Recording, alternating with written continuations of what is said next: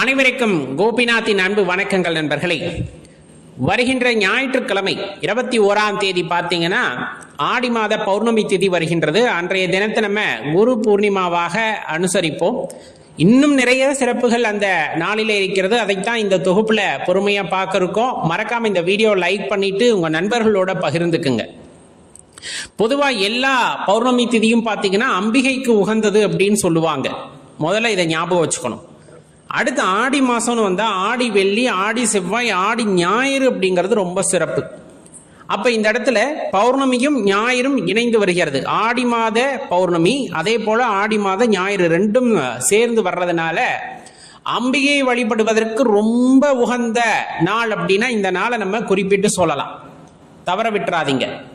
இதுல நம்ம முக்கியத்துவம் கொடுத்து சொல்றது என்னன்னா குரு பூர்ணிமா அப்படின்னு சொல்லக்கூடியதை இன்றைய தினத்துல அனுசரிக்க இருக்கின்றோம். என்ன செய்யணும்? நம்ம ஒவ்வொரு குடும்பத்திற்கும் பார்த்தீங்கன்னா குலகுரு இருப்பாங்க. அவங்கள மனசார நினைச்சு வழிபடுவதற்கு ஏற்ற நாள். அப்படி இல்லை அப்படிங்கிறவங்க தனக்கு பாடம் சொல்லி தந்த ஆசிரியர்கள் இருக்காங்க இல்லையா, அவங்கள நேர்ல பார்த்து அவர்களிடம் ஆசீர்வாதம் பெற்றுக்கொள்வது ரொம்ப சிறப்பான விஷயம். இல்லை நேர்ல போய் பார்க்க முடியல, ரொம்ப தூரத்தில் இருக்காங்கன்னா குறைந்தபட்சம் ஃபோனில் கால் பண்ணிட்டு அவங்க கிட்ட அந்த ஆசீர்வாதத்தை வாங்கிக்கிறது அப்படிங்கிறது ரொம்ப சிறப்பு. இந்த நாள்ல தவற விட்டுறாதீங்க. இந்த கல்வியில் நல்ல முன்னேற்றம் ஏற்படும். வேலையில் இருந்தால் கூட அவங்களுக்கு அந்த குருவோட அருள் இருக்கும். அது நல்ல வகையில் நம்ம வழி நடத்தி போகும். மறந்துட வேண்டாம். இந்த ஆடி பௌர்ணமி தினத்துல கிரிவலம் வர்றதுக்கான நேரம் அப்படின்னு இருக்கு இல்லையா, அது 20ஆம் தேதி மாலை 6:09 பௌர்ணமி திதி ஆரம்பிச்சிடுது.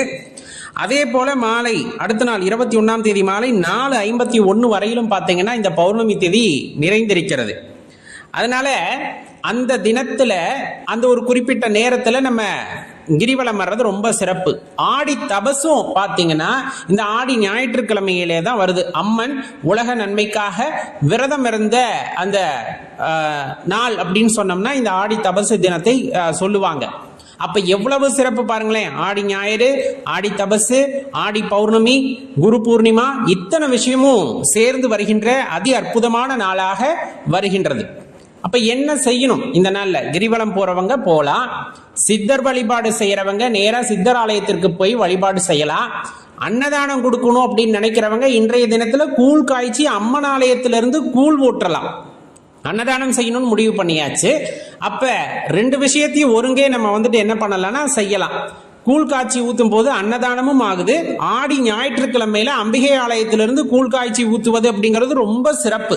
அதனால இந்த முறை நீங்க அன்னதானம் செய்யணும் அப்படின்னா அம்பிகைக்கு கூழ் காய்ச்சி நெய்வேத்தியமா படைச்சிட்டு எல்லாத்துக்கும் அதை கொடுக்கறது அப்படிங்கிறது உங்களுக்கு அபரிமிதமான நன்மைகளை பெற்றுத்தரும், உண்டாக்கும் அப்படிங்கிறத மறுப்பதற்கே இல்லை. ஆடி தபசு அம்பிகை உலக நன்மைக்காக தபசு இருக்கக்கூடிய அந்த நன்னாள் அப்படிங்கிறனால அம்பிகை அன்னைக்கு பார்த்தீங்கன்னா மாவிளக்கு போட்டு அம்பிகைக்கு வளையல் எல்லாம் கொடுத்து ஒரு அலங்காரம் செய்து அதன் வழியே அம்பிகையை நம்ம தரிசனம் செய்யறது அப்படிங்கிறது ரொம்ப சிறப்பான விஷயமா இன்றைய தினத்துல இருக்கும் அப்படிங்கிறத மறந்துட வேண்டாம். பொதுவா பார்த்தீங்கன்னா இந்த பௌர்ணமி திதியில வரக்கூடிய சோடசக்கலை நேரம் அப்படிங்கிறது ரொம்ப சிறப்பான விஷயமா இருக்கும். இந்த சோடசக்கலை நேரம் அப்படிங்கிறது பௌர்ணமி அந்த திதி முடியறப்ப இருக்க 3 மணி நேரமும் பின்னொரு மணி நேரமும் நம்ம எடுத்துக்கணும்.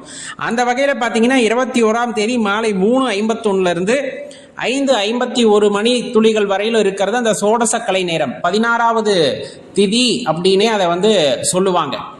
அந்த நேரத்துல நம்ம விளக்கேத்தி வச்சு திருமூர்த்தி பகவானை மனசார நினைச்சுக்கிட்டு நமக்கு என்ன வேணுமோ, வாழ்க்கையில கஷ்டப்படுறோம் அப்படின்னா அந்த கஷ்டத்திலிருந்து வெளிவதற்கு என்ன தேவையோ அதை மட்டும் மனதிலே நினைத்து கொண்டு இறைவனிடம் மன்றாடி கேட்கும் பொழுது கண்டிப்பா அவருடைய கருணை பார்வை பட்டு நமக்கு அந்த விஷயமானது கிடைக்க பெறும் என்பது சித்தர்கள் வாக்கு. அதனால அந்த நேரத்தை தவற விட்டுவிட வேண்டாம். ரொம்ப முக்கியமா சொல்லப்படுறது பார்த்தீங்கன்னா இன்றைய தினத்துல செய்யக்கூடிய தியானம், தவம் இதெல்லாம் பன்மடங்கு ஆற்றலை நமக்குள் பெருக்கி தரும் அப்படின்னு சொல்லுவாங்க.